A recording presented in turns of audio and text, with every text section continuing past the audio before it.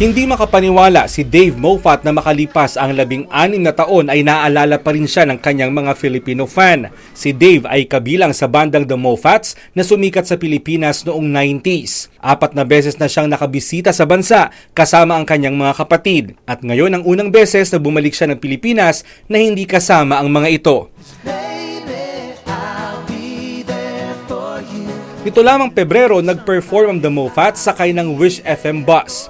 Aminado si Dave na nakaramdam siya ng inggit sa mga ito dahil hindi anya mawawala sa kanyang puso ang pag-awit.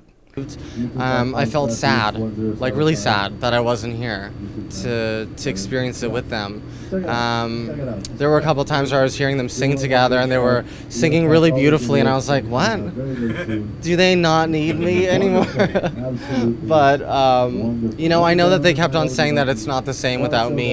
Kaya naman hindi nagpahuli sa kanyang Wish-clusive performance si Dave. Sakay pa rin ng Wish Bus. Inawit nito ang kakaibang bersyon ng I'll Be There For You at I Miss You Like Crazy habang tumutugtog ng piano.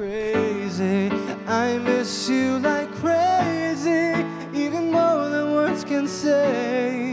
I miss you like crazy, every minute of every day. Ikalawang linggo na ngayon ni Dave sa Pilipinas. Nakatakda siyang magsagawa ng concert sa May 27 sa Music Museum.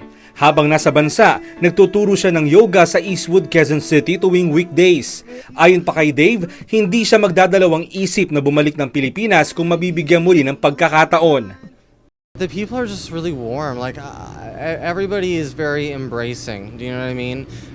No matter where I go, no matter who I'm working with. Baby, I'll be there for you when you need somebody. Mon Hokson, UNTV News and Rescue, Quezon City.